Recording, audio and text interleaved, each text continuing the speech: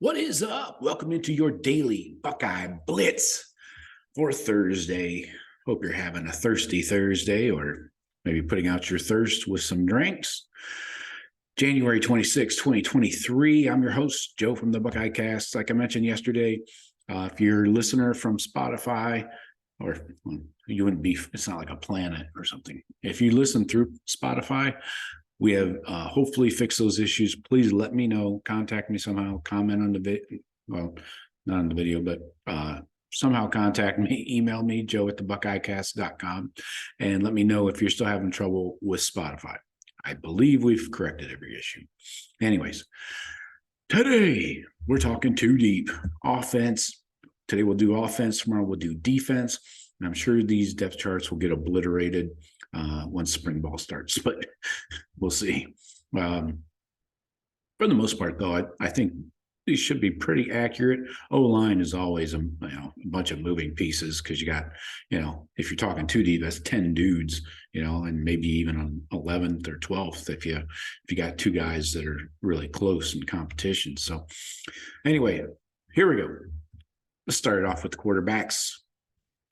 I got my guy, Kyle McCord from New Jersey, 6'3", 222, the junior. Got him starting. I just think that extra year in the system and working with these receivers, especially working with the receivers, gaining that timing.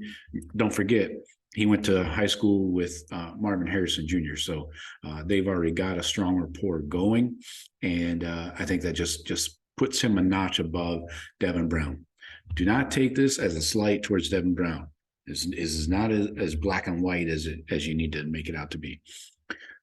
Devin Brown this is just his second year on campus, so let's just chill out. He's got plenty of time. I don't think he's going to hop in the portal after spring ball anyways. So let's chill out and give Kyle a chance. I think he's done enough. In practice, he goes against one of the best defenses in the country, except for a couple of games. Anyways, for the most part, he goes against a much tougher defense, let's say that, than most Big Ten defenses. All right. So I think Kyle McCord's getting it done. All right. Running back, Trey or Mayan? Mayan or Trey?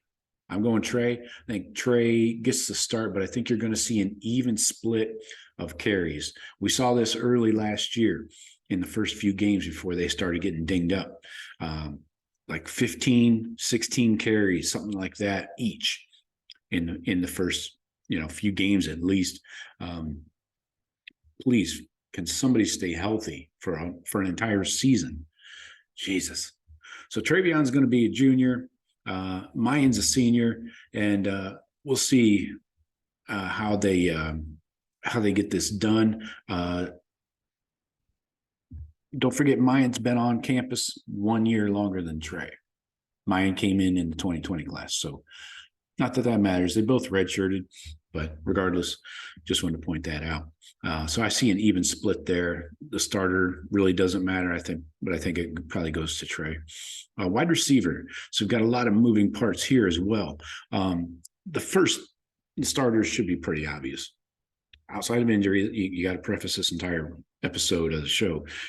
Outside of injury, this is how I see it. Marv, obviously. Emeka inside. Fleming outside. That's how they finish the season.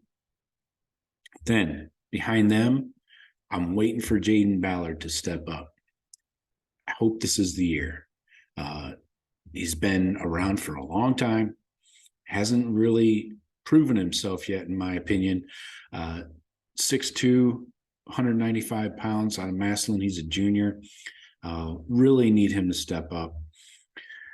So I'm going Jaden Ballard behind Marv. Then behind Emeka is the X-Man, the weapon, Xavier Johnson. Behind Fleming, and this was a tough one. I had a lot of guys to choose from. You could have gone with a freshman, but I went with Kojo Antwi because of his versatility, his size. I think he can play inside or outside, and I'm going Kojo. I think he's a tough son of a bitch, and he kind of gives me that kind of toughness, kind of like a Fleming, built kind of like a Fleming, maybe not as tall, but he's, a strong dude. And I was thinking Ennis because, he's gotten such like rave reviews from all the recruiting hawks, but I don't know if I could put a freshman in there yet. I don't know if Brian Hartline can just yet. Let's get him through spring. And well, actually, I don't think he's even coming in until summer. So anyway, Ennis, let's give him some time. Carnell Tate, I know, is a 5-star, and then the Rogers and Rogers boys are studs too. And you got to remember, we got 3 other stud, second year guys at receiver, guys that are going to be looking for the ball, So that's what I'm going with. My number 2s are Jaden Ballard, Xavier Johnson, Kojo Antwi. All right. Tight end. So I'm starting off, obviously, Cade Stover is your starter. Please stop hurdling guys and landing on your back, fucking yourself up. Just lower the shoulder. You'll be fine. But behind him, I don't know. I tried flipping a coin. I couldn't get it. So I don't even own a coin, I don't think. Joe Royer / G. Scott Jr. I think we've seen more of G. Scott, at least last year anyways, to compare their snaps. G. Scott Jr. had 140, Joe Royer only 35. Now, like we talked about recently on the Daily Blitz, Joe Royer dealt with off-field problems, his mom passed away last year, mid-season, and he had mono before that. So can't control that. It's unfortunate, but that's where we're at. So that's why I couldn't, last spring we heard all about how Joe Royer was making strides. He's the next man up and all this, but we haven't seen it. And it's hard to just project somebody from practice, into a second guy at tight end. So that's why I go Joe Royer / G. Scott Jr. Okay, O-line. This is where it gets a little interesting. So I know we're probably going to have a debate about this. So hit me in the comments, hit me on Twitter, email me, whatever you like. I'd love to have some back and forth with you guys. I have from left to right, left tackle, I got Donovan Jackson sliding out, okay, taking that left tackle spot. Let me tell you why. His size is what makes me feel good about this. So he's 6'4", 300 pounds. I know it's not super long. He's not a DeJuan Jones. He's not even a Paris Johnson, but 6'4", 300 pounds, and he has the athletic ability. That's the important part. You got that athletic ability, and he was a 5-star coming out. So let's not forget how good this guy is. Had a good first year as a starter last year. Let's see him slide out. Now, let me tell you why I want him sliding out to left tackle. That's because I need to get Enoch Vamahi, fucking UPS guy. I need to get Enoch Vamahi on the field, and Matthew Jones has returned at the other guard spot. So those are my 2 guards. Enoch is left guard. That's what pushes, not really pushes, but that's why it allows us the flexibility to slide Donovan Jackson out to tackle. So I go Donovan Jackson, left tackle, Enoch Vamahi, left guard. Center. This one was a tough one because he just came into the program, but I'm going with Vic Cutler. I think my guy, Vicky, is going to come in. He's got a good head on his shoulders. He's smart as shit, and he's perfect size. And he's already been in a Division I program for a few years now. So I think he's going to pick up and take the reins at center. Now, right guard, we just talked about Matthew Jones. Stick him, leave him there. Don't mess with it. Josh Fryer finishing up our left to right. Josh Fryer going in at right tackle. I think he's perfect, and he has experience. So what do you have last year? I got his snaps right here.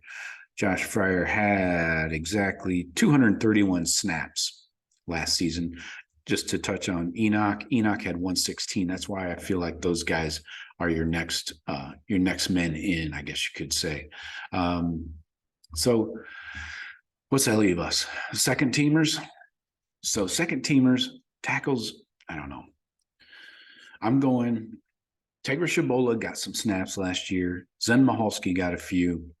I'm going with those two guys, Tegra / Zen, as my backup left tackle. At guard, I'm going Carson Hinsman, second-year guy. At center, Jacob James. And at right tackle, George Fitzpatrick. Fitzpatrick also got some snaps. He got like 9 last year. I haven't seen enough of him, but I feel like he's been around the program long enough and should have his body built up, should know the playbook. I feel like he should be ready. Tegra, got 52 snaps last year. So that was the most between him, Chrisman, Fitzpatrick. Like I said, Zen had 79, Jacob James 79. So that's why I think Tegra is in, and Zen Mahalski are your backup left tackles. And who knows? I mean, worst case scenario, you could flip Josh Fryer over to left tackle if Donovan goes down, something like that. So, and let's see how these second teamers fare in spring practice. Maybe somebody makes a leap that we weren't expecting. I personally think Tegra is going to be one of those second year guys that makes a jump, but let's see how things play out. But that's all I got for you today. Offense too deep depth chart. Talk to you later, and go Bucks.